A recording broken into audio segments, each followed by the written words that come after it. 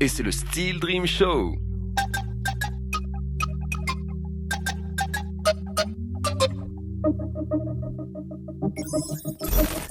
Et bonjour à tous, nous sommes le mardi 27 octobre, 3 jours avant l'ouverture des portes du Black Woodstock Festival à Forterimba, Moindou. C'est le Steel Dream Show. Salut Jean-Marc, bonjour. Bonjour Janice. Alors Jean-Marc, ton nom de famille c'est Jean-Marc Desval, tu es le président du Black Woodstock Festival. Justement, Pas du tout. Je faisais peut-être une erreur et je voulais voir. Je suis vice-président, c'est Mylène Godard qui est présidente. D'accord. La reine du festival, Mylène. Alors quand on dit président, vice-président, ça induit le concept associatif. Black Woodstock Festival, c'est une association de passionnés. Tout à fait, on est une association, on est 8 membres du bureau, on est une centaine de bénévoles sur le festival à organiser cette grande fête entre amis. C'est comme une fête que les gens vont faire à la maison, sauf que nous on l'a fait en extérieur avec 1500 amis, quoi. Voilà. Sachant que la base du Black Woodstock, la première année, la première édition, c'était vraiment ça. C'était d'abord des amis qui se retrouvent dans un endroit très joli de Nouvelle-Calédonie pour célébrer la musique qu'ils adorent, c'est-à-dire le rock. C'est ça, on s'est réunis à 4 groupes sur une propriété vers Boulou-Paris, sur Ouaméni. C'était en quelle année ça ? C'était en 2013. Ok. Et on avait, déjà à l'époque, on avait un alcoolique qui a joué, il y a Leak qui était là Alors aussi. attends, Analcoolique c'est un groupe. On aurait dit que tu disais il y avait déjà un alcoolique avec nous Il y avait un alcoolique. et plein d'alcooliques. Il y avait un alcoolique, Leak, il y avait Mortifère Ardor à l'époque et Bass Mats aussi qui ont joué sur cette édition. Et on avait même un international d'ailleurs à l'époque, les Fantasticus qui sont venus, qui étaient des Français qui sont venus buffer avec nous à la fin de la soirée. Pourquoi en 2013 vous aviez eu cette envie ? C'était parce que les groupes de rock à l'époque n'avaient pas la possibilité de se lâcher sur scène, c'était pas encore assez open, ou parce que c'était le trip en plein air, on a envie d'essayer ? En l'occurrence, ces 4 groupes-là, ils sont vraiment symptomatiques de pourquoi l'association a été créée. C'est qu'ils ne pouvaient pas jouer dans les bars en fait, parce qu'on faisait et du rock qui faisait quand même du bruit, d'une part, et on faisait de la composition d'autre part. Et à cette époque-là, en 2013, d'aller jouer dans un bar avec des morceaux de composition, c'était juste niette de la part des établissements. Il fallait jouer du téléphone ou du AC/DC, quoi. Il fallait faire que des covers. Okay. Et donc, on a créé ça. Et puis, de fil en aiguille, on s'est rendu compte qu'on n'était pas tout seul comme ça. Et on était 7 groupes l'année d'après, on était 17 groupes l'année d'après. Et cette année, on arrive à 40 groupes de composition sur le festival. Ce qui voudrait dire que le Black Woodstock, depuis ces nombreuses années, encourage et donne envie aux mecs qui sont fans de rock, de composition, de pousser les choses. Voilà, on est assez fiers de ça. On se rend compte que maintenant, ça y est, les bars acceptent les groupes de composition qui commencent à être connus grâce à leur composition. Donc ça, c'est chouette, on est fiers. Il nous manque encore une partie du travail à faire qui concerne la jeunesse, en fait, parce que on a une moyenne d'âge dans les ICOS de 80 ans à peu près, dans les ICOS qui jouent. Je plaisante. Mais ce que je veux dire, c'est qu'on attend les gamins de 14 ans, 15 ans on a envie que vraiment ils bossent sur des compositions.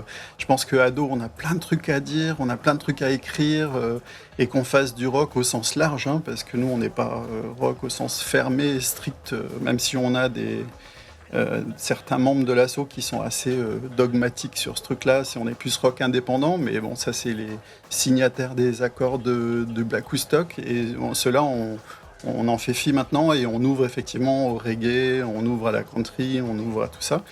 Et donc, quel que soit le style, ça très volontiers qu'on ait des gamins qui viennent sur le festival, et on espère créer une émulation à ce niveau-là dans les années qui viennent. Alors, 2013, naissance donc de ce petit Black Woodstock avec 4 groupes. Là, on est en 2020. Donc, comme je le disais en présentation, on est mardi. Là, tu as l'air super calme. Mais nous, on sait que demain matin, très très tôt, tu prends ta voiture et tu traces au Forterimba, Moindou, parce que ça se prépare un festival. Il y a déjà du monde sur place parce que vendredi soir, à 17h, 16h, les portes s'ouvrent pour le public et on part pour 2 jours et demi, 3 jours de fête jusqu'à dimanche. Donc, au début, 4 groupes. Là, aujourd'hui, en 2020, le festival vue de drone, ça donne quoi ? Ça donne 40 concerts Ça donne plus d'une vingtaine de DJ avec 3 associations électro qui viennent sur le festival, Roots Kitash, Cosmopolite et Cartel Sonore, qui vont évoluer dans leurs différents univers. Le bal, le fameux bal qui sera là effectivement le samedi soir aussi, mais on a également Ben du Chapiteau qui vient faire son spectacle de cirque. On a Thierry Mangin qui nous refait la As Room de 2015. On a plein d'artistes en tout genre qui viennent également intervenir. La fanfare Malawi, les tambours japonais. Enfin, ça va être un feu d'artifice culturel. Une grosse fiesta de spectacles vivants. C'est la grosse fête et je pense que les gens cette année pourront pas tout voir. Il va y en avoir de partout. Il va y en avoir de partout, donc les gens vont devoir faire des choix et c'est ça qui est bien. Et le principe d'un festival, c'est ça. C'est qu'on va devant une scène, le son nous plaît, on a envie d'aller plus loin, ou alors le son nous plaît pas, on va changer, on va aller sur une autre scène. Et voilà, on aura même des débats, on aura un match de rugby le dimanche matin qui sera retransmis dans le Star Block Café du Black Woodstock. Et oui, parce que pour chaque site, vous avez trouvé des noms, ne serait-ce que pour vous aider dans l'organisation, va à tel endroit, avec des noms plutôt sympas. Ouais, bon, on est un petit peu comme ça, c'est vrai qu'on est subversif un peu au niveau du festival, on est fiers de notre indépendance et de notre... impertinence un peu dans la façon de nommer les trucs. Donc, Cartel, ils ont appelé Black Room Stock, et puis voilà, le Star Block Café, ça nous est venu naturellement aussi. La As Room de Thierry Mangin, pour les gens qui nous regardent, nous écoutent et qui voient pas du tout ce que ça peut être, tu peux nous expliquer un petit peu et nous faire rigoler? La As Room, c'est un happening par Thierry Mangin, qui est un plasticien, et l'idée, c'est de faire un bureau de vote. Ça simule un bureau de vote avec un isoloir, sauf que quand on rentre dans l'isoloir, on baisse son pantalon, on trempe ses fesses dans de la peinture et on fait une empreinte de ses fesses sur un bulletin, quoi. Et quand on a fait ça, Thierry dit à voter. Et après, on affiche tous les bulletins de vote, c'est-à-dire on espère avoir une centaine de paires de fesses affichées effectivement cette année sur le festival. Mais c'est génial. Elle va être là pendant 2 jours ou c'est sur un temps donné? C'est le samedi après-midi sur le festival parce qu'après il faut qu'ils rentrent s'occuper de ses poules. Donc voilà. C'est mixte, les filles aussi peuvent aller coller leurs fesses dans la peinture? Tout à fait. En 2015, on avait des filles qui mettaient leur poitrine au lieu de mettre leurs fesses. On a le droit. Voilà, c'est ça. On met un peu ce qu'on veut en fait on vote avec ce qu'on a envie. Mais trop bien. Voilà. Donc Thierry Mangin, lui, c'est le bon plan en fait. Ouais, mais il s'est mis au bon endroit. En dehors de Thierry, on va avoir pas mal d'animations décalées. Je crois que le chapiteau de Ben prépare des choses à l'extérieur aussi. J'en dis pas plus, mais il va y avoir des choses qui vont être sympas. Ouais. D'accord. Donc, pour les gens qui nous écoutent là, just in time, et qui se disent on aurait envie de faire un gros truc ce week-end, effectivement, c'est là-bas que ça va se passer. Ça tombe en plein week-end d'Halloween, entre guillemets. On fait la fête le vendredi soir, le samedi toute la journée, le samedi soir beaucoup, et le dimanche, comme on dit dans les familles à la campagne, on plie les gaules et on laisse le Fort Terrain-Bas reprendre son petit rythme. Comment ça se fait que ce site, il faut que les gens partent. Il faut que les gens partent à un moment donné, parce que nous, on a besoin de ranger le site.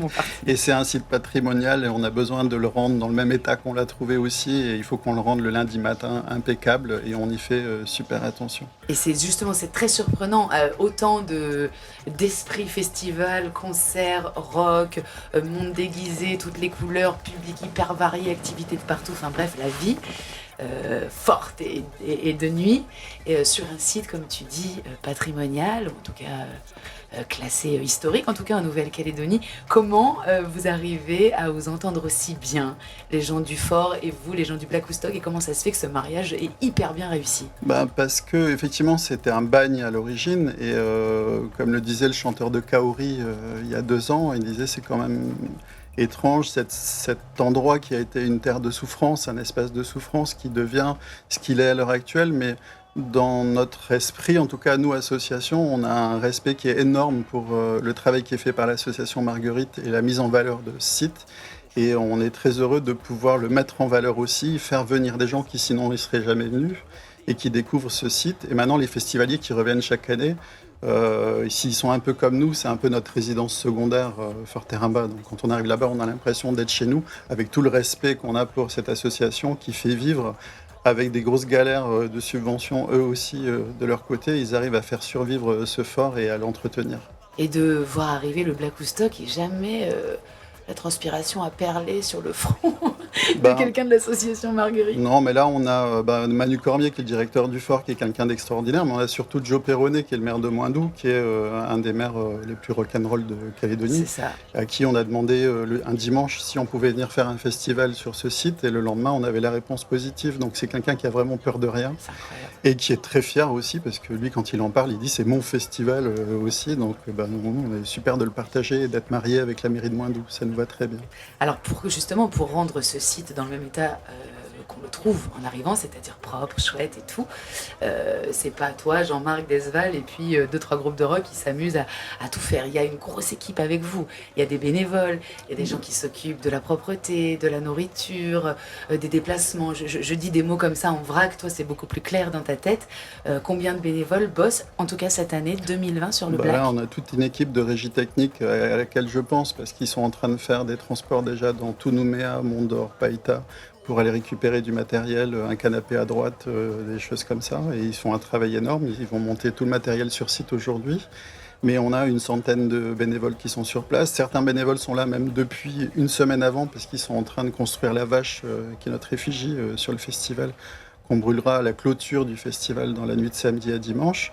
Mais on a une centaine de bénévoles à s'occuper, comme tu le dis, voilà, des toilettes sèches, des stands, de la gestion de la billetterie, de la caisse centrale, de la buvette. Alors bon, c'est vrai qu'en buvette, on a rarement du mal à recruter, je sais pas pourquoi. À manquer de Ouais. recrues, tu veux dire. Ouais. En général, les Toujours gens des sont très volontaires. motivés pour aller bosser en buvette, donc ça va. Il y en a beaucoup plus en buvette que pour les toilettes sèches, c'est sûr.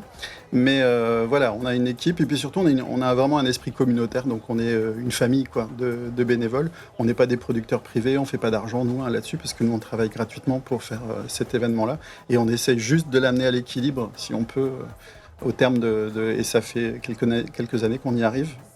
Et cette année, on compte y arriver sans avoir de subvention, mis à part la MAC, en fait, qui nous a Ok. un peu aidés. Ok. Voilà. Donc tu parles de toilettes sèches, tout ça évidemment, parce que du monde vient sur ce Black Stock. Il va y avoir des centaines de personnes sur le site de Forterrain-Bas ce week-end. Et ces personnes-là, bien sûr, celles qui veulent faire la fête pendant 3 jours, elles viennent pas le vendredi soir pour ensuite retourner en voiture chez eux à Nouméa ou ailleurs, pour ensuite revenir le samedi. Non, évidemment, on dort sur place. C'est ça. Il y a un camping énorme. On devient le plus gros camping de Calédonie le temps d'un week-end. C'est un camping, donc ça veut dire qu'il faut construire toute l'infrastructure d'un camping, des toilettes, des douches, une signalétique, un parking sécurisé. Voilà. Donc, et puis, ce qu'on fait effectivement, c'est qu'on interdit l'introduction d'alcool sur site parce que c'est quelque chose qui nous crée pas mal de problèmes. On a eu des expériences dans certaines années où on était moins regardants. Là maintenant, on a des copains gendarmes qui sont à l'entrée au contrôle et On qui boit dedans. Point. voilà, il y a de l'alcool disponible sur le festival, mais nous, on considère que c'est pas l'alcool le problème en Calédonie, c'est la façon dont c'est géré. Donc nous, on a démontré qu'on le gère depuis 2013 sans incident, et quand c'est géré, il n'y a pas de problème. Voilà. Ok. Vous C'est attendez combien de personnes ce week-end, Jean-Marc? On va être autour de 1500 personnes. Je vous le souhaite. Merci beaucoup. Merci Janice. On va passer dans 2 petites minutes à ton invité aujourd'hui qui fait partie du Black Stock et qui est un des musiciens du groupe Botox. Merci Jean-Marc. Je t'en prie, merci. Ça donne envie de foncer tout droit, d'user la courroie, de retirer le bras de la coudoir. Les gosses veulent nous voir, les gosses